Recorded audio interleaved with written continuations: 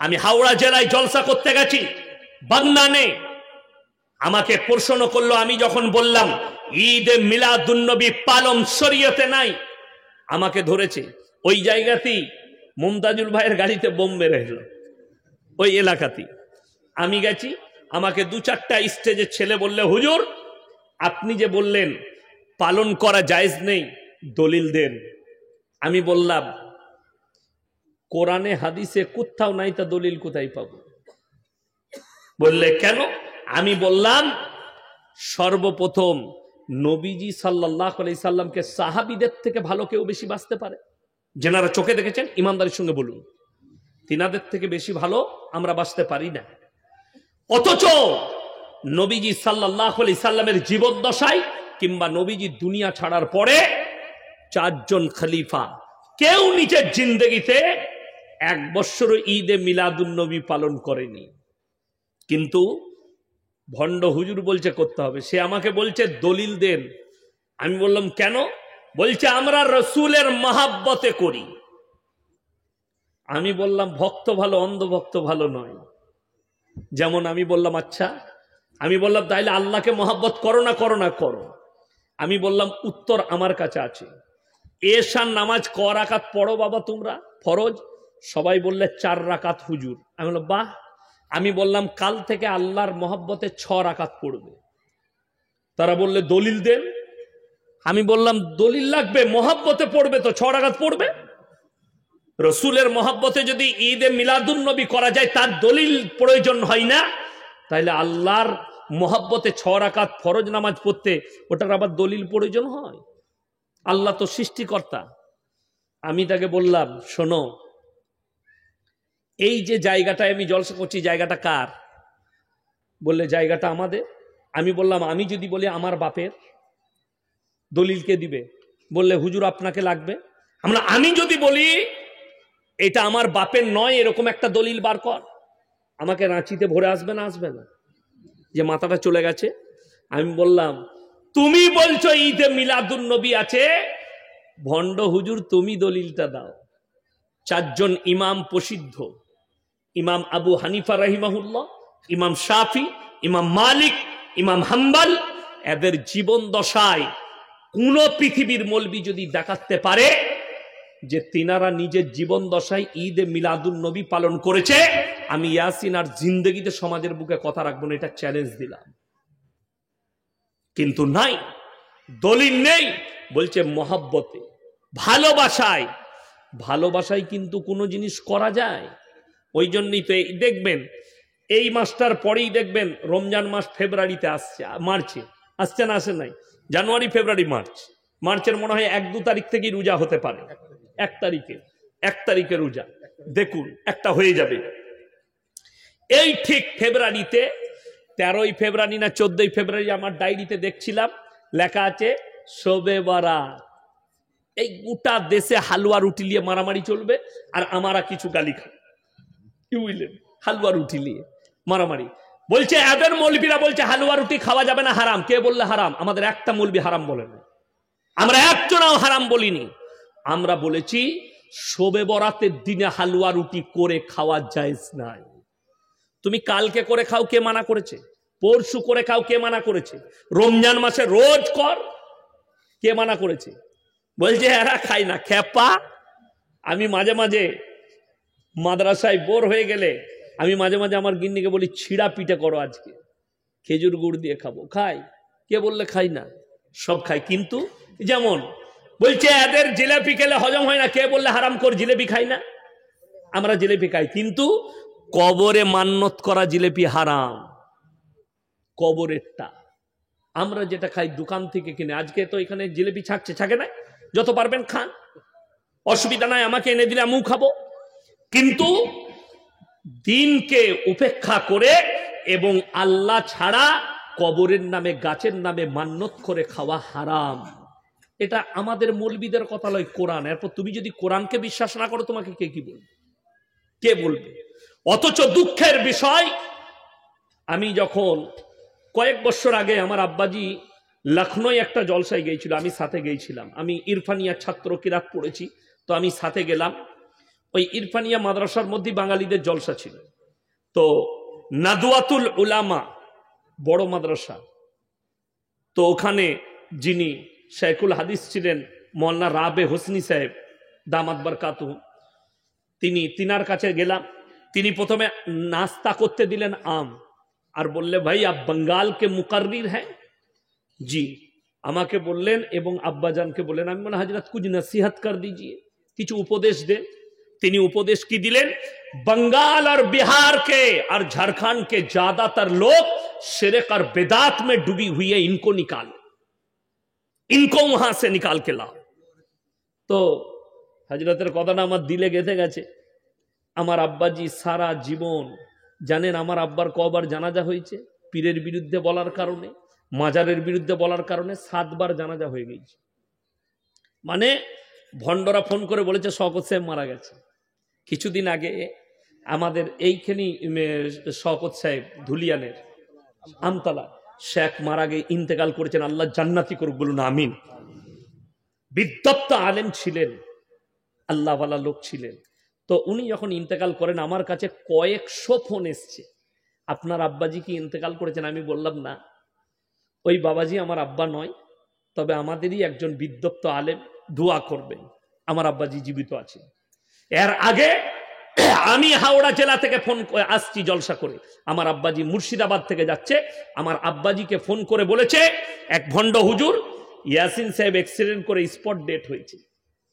আর আমাকে ফোন করে বলছে মুর্শিদাবাদ থেকে শওকত সাহেব বাড়ি যেতে যেতে স্পট ডেট করেছে।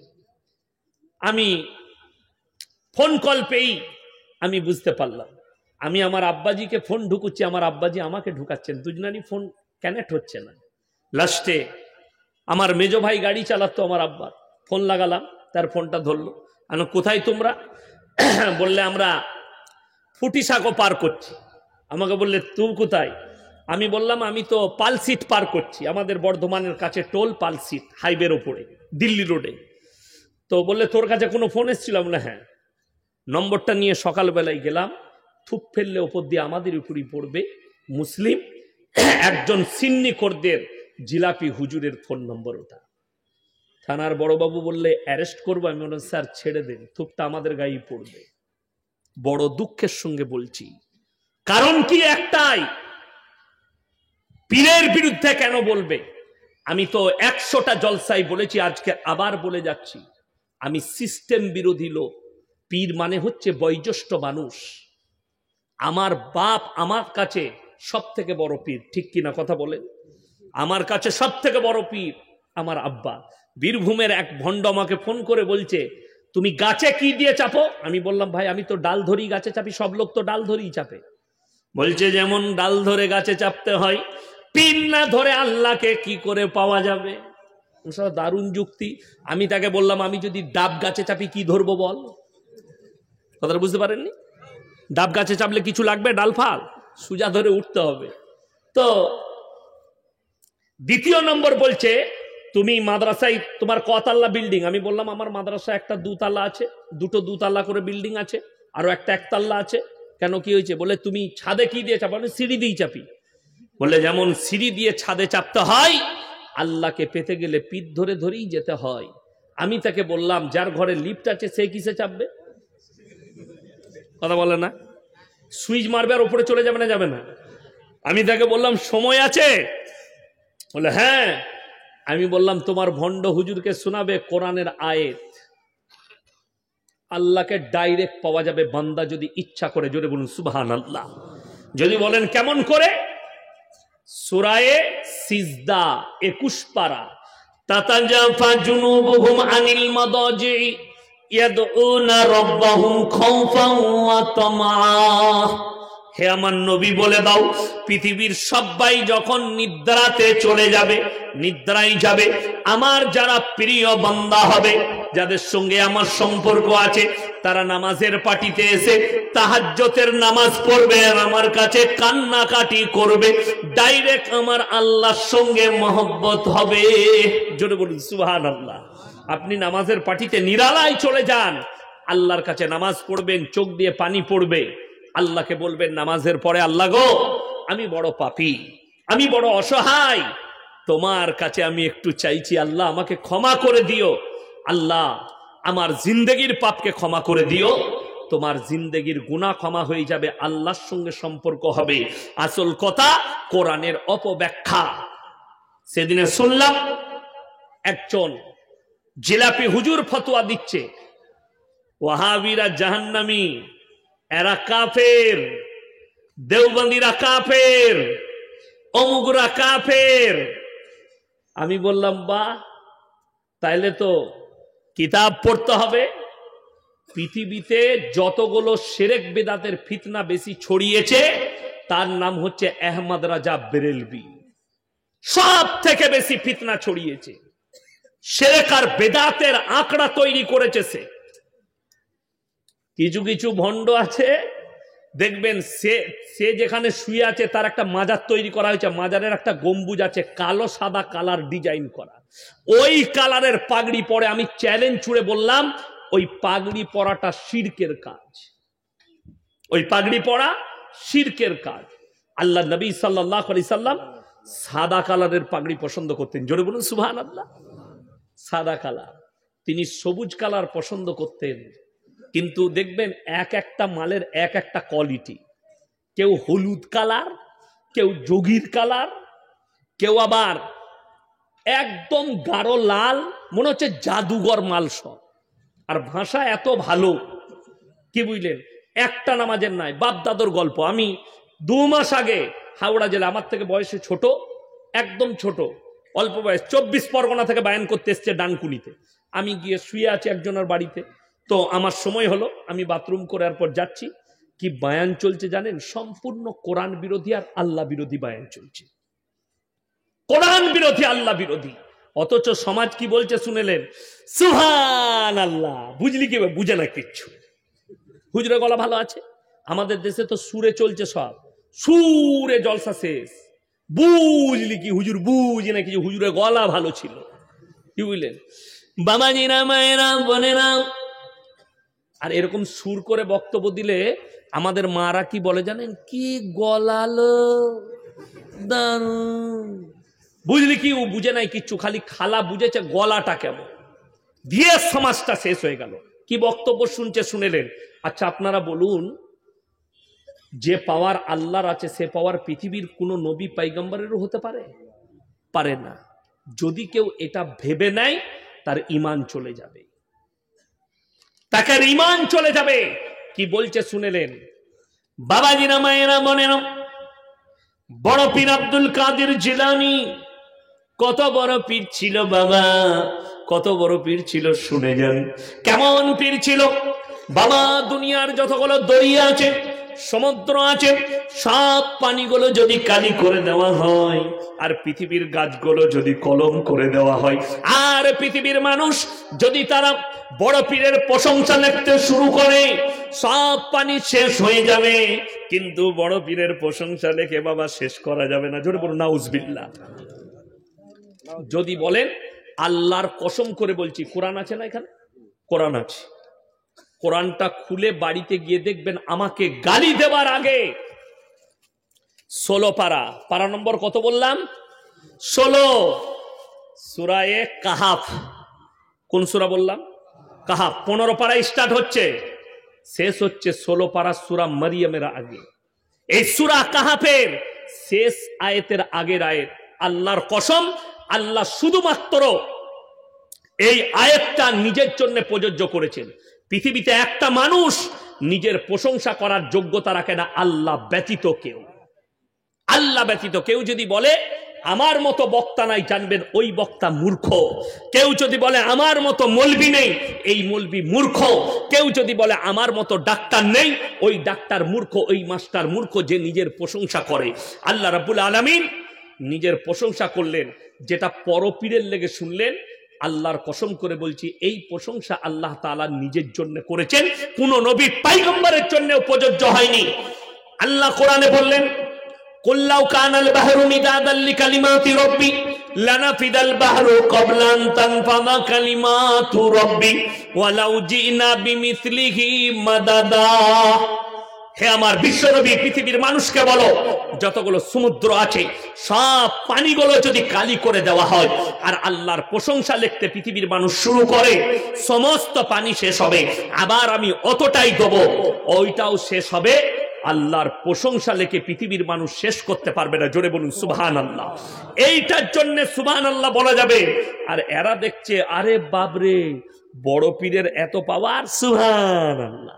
আরো একটা গল্প শুনেলে, তাকে গিয়ে যখন ধরলাম, কোথা থেকে মৌলবি পাস করেছো,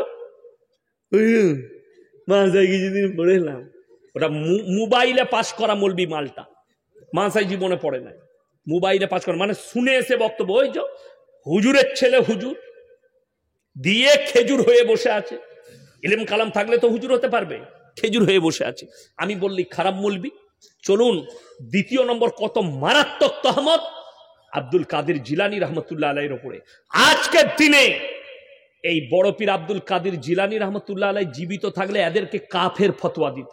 তার নামে যা মিথ্যাচার করেছে এই কুটকা খোরা জিলাপি হুজুররা, তিনার নামে যে মিথ্যাচারটা করেছে, খাজা মুইনুদ্দিন চিশতি রহমতুল্লাহ আলাইহির নামে যে মিথ্যাচার করেছে, আজকে যদি বেঁচে থাকতেন এদিকে কাফের ফতোয়া দিত। যারা খাজা বাবার মাজারে বসে আছে এদেরকে কাফের ফতোয়া দিয়ে যেতেন তিনি।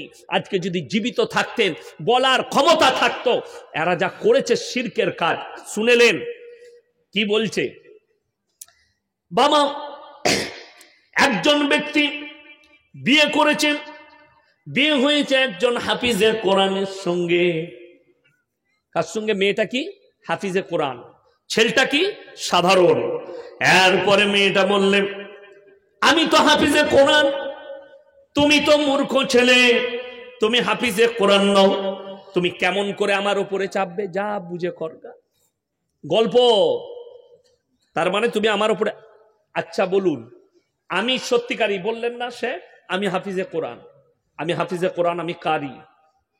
এরপর বলুন, আমার স্ত্রী কিন্তু মাদ্রাসায় পড়া মেয়ে নয়, সাধারণ মেয়ে, কোরআন ফোরান সব জানে, নামাজ ফানা সব শিখে নিয়েছে। কথাটা বুঝতে পেরেছেন? তাহলে আমি হাফিজে কোরআন, আমি কি আমার বুকের উপরে চাপিয়ে আমার বিবিকে আদর করতে পারবো না? সে তো হাফেজ নয়, তাহলে সে আমার বুকের উপরে আসতে পারবে না। মানেটা এটা দাঁড়ায়, ঘটনাটা ওইখানে নয়, ঘটনা হচ্ছে বড় পীরের নামে মিথ্যাচার। সেই ব্যক্তি বড় পীরের কাছে গেলেন, বড় পীরকে বলছেন, আমি হাফিজে কোরআন নয়, আমার বিবি হাফিজে কোরআন। বড় পীর বললে, ফজরের নামাজটা আমার পেছনে পড়বে, আমার ডান দিকে থাকবে। বড় পীর সালাম ফিরেছে, ডান দিকে যতগুলো ব্যক্তি ছিল সবাই হাফিজে কোরআন হয়ে গেছে। যা বুঝে করগা, নাউজুবিল্লাহ বলেন। মিথ্যাচার, এত বড় মিথ্যা দামি দামি গল্প বানিয়েছে, সমাজ শেষ হয়ে গেল। নামাজের দাওয়াত নেই, রোজার দাওয়াত নেই, হারাম হালালের দাওয়াত নেই, দিন বদ্দিনের দাওয়াত নেই, সমাজকে শেষ করে দিল। সমাজ সংস্কার হয়নি, সমাজ বরবাদ হয়ে গেছে। আজকে আমার কাছ থেকে আপনার কাছ থেকে শিরক গেল না, বেদাত গেল না, কুসংস্কার গেল না, ও ইসলামিক কালচার গুলো নিয়ে এসছেন। তার মারাত্মক কারণ হচ্ছে কোরআনের সাথে আপনার সম্পর্ক নেই। একটা মোবাইলের দাম 20,000, আপনি আপনার সন্তানকে ধার দেনা করে গ্রুপ লোন, বন্ধন লোন নিয়ে একটা মোবাইল কিনে দিয়েছেন, কিন্তু একটা বাংলা মানে কোরআন কিনে দিতে পারেননি। যার দ্বারা তার ঈমান সহি হবে, সহি আকীদার একটা কিতাব আপনি কিনে দিতে পারেননি, যার দ্বারা তার আকীদা ঠিক হবে, আল্লাহর উপরে ভরসা আসবে, আল্লাহ রসুলের উপরে ভরসা আসবে, দ্বীনের উপরে প্রতিষ্ঠিত হবে, এরকম কিতাব আপনার সন্তানের হাতে তুলে দিতে পারলেন না। আমার বন্ধুগণ, আমার ভাই, সবাই নিয়ত করুন, আমরা শিরক বেদাত থেকে বাঁচবো। জোরে বলুন ইনশাআল্লাহ।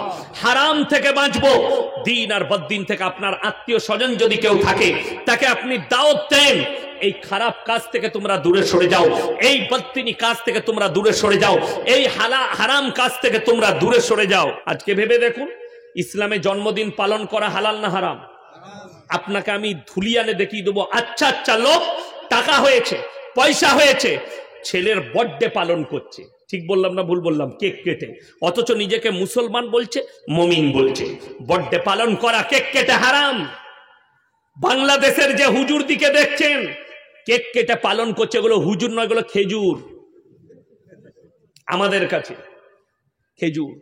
একটা মৌলবি করলে কখনো ওটা ফরজ হয়ে যাবে না, ওটা ওয়াজিব হয়ে যাবে না।